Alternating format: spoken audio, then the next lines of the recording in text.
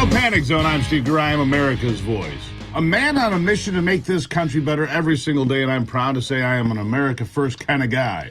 Good to have you here. Here are three big things you need to know right now. Number one, the inflation numbers are about to be released, and the forecast is for the number to remain well above 7%, and it could be a destructive number for Joe Biden and his team. Number two, Rudy Giuliani claims he gave the Hunter Biden laptop to some high-profile people in mid-2019. People like Sean Hannity and Mike Pompeo. They buried it on the spot, he claims. And number three, the open war between Elon Musk and the left-wing Democrat political media news complex continues to be a hot war.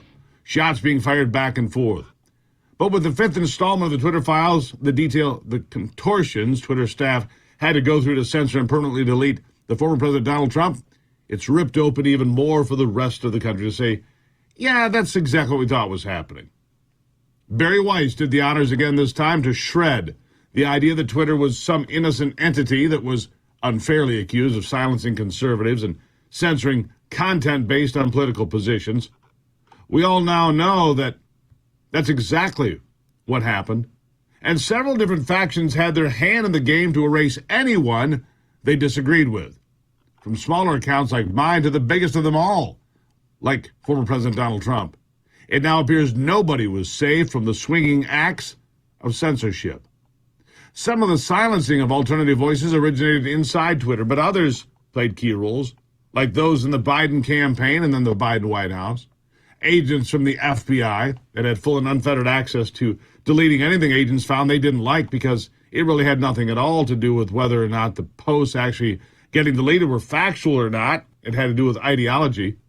Everything to do with what kind of political position the person or organization held.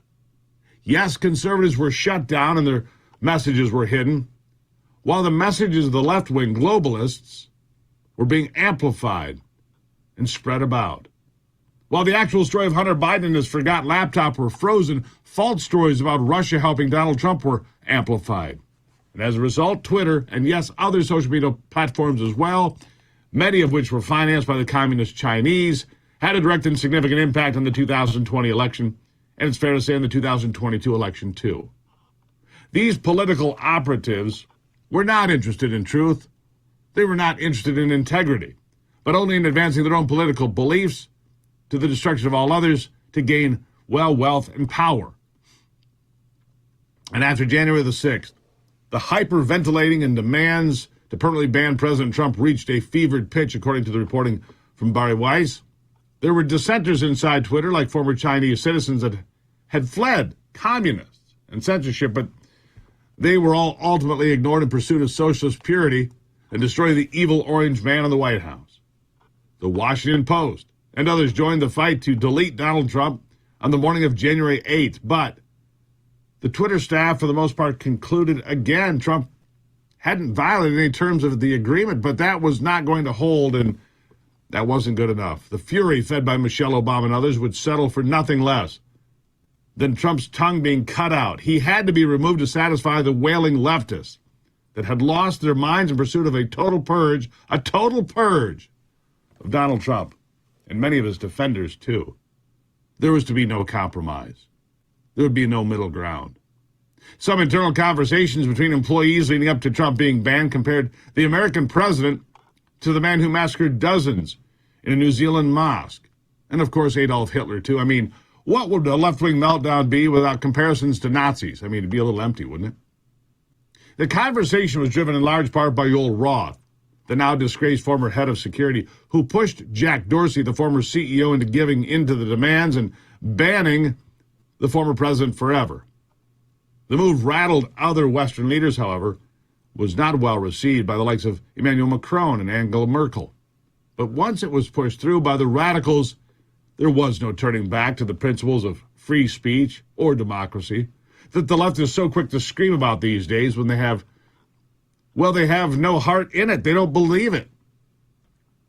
No, if you violate the terms of the left's agenda, if you challenge the orthodoxy, and certainly if you were Donald Trump, you're out.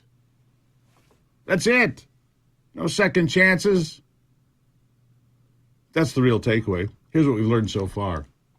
Twitter, without cause or evidence, banned the Hunter Biden laptop story and falsely labeled it Russian disinformation. Twitter created blacklists to silence those that deviated from the accepted and acceptable narratives of the left, and went after a sitting American president to silence him permanently, even though by its own standards he had not broken any of its rules. This was the state of Twitter during the critical election of November 2020, and certainly long before. And even after Elon Musk took the reins and had to fire people like James Baker, the former FBI lawyer who was still playing political games in the release of information about the censorship policies, it was all about a handful of narcissistic and self-righteous, sanctimonious people to put their beliefs above everyone else, to negatively influence the discourse and the normal course of democratic principles. And the truth, well, the truth will set you free. That's right. Elon Musk, public enemy number one for the left and the mainstream media servants, as KJP rips him for going after Anthony Fauci over the weekend, calling him dangerous. Dangerous. Listen to this. As you know, Elon Musk launched a series of attacks on Dr. Anthony Fauci over the weekend, calling for his prosecution.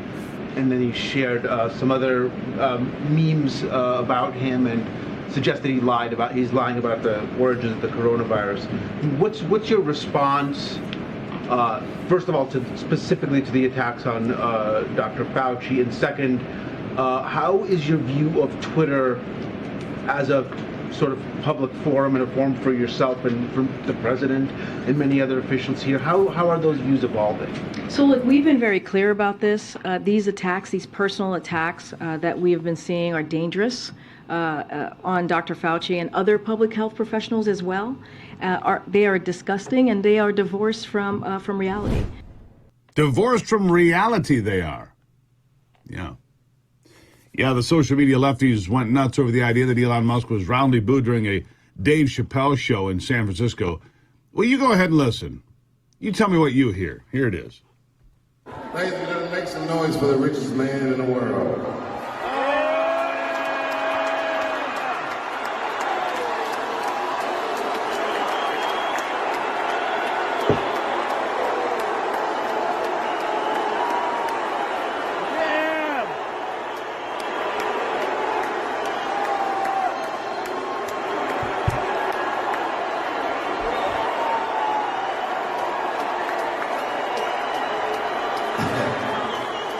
Cheers and booze, I see.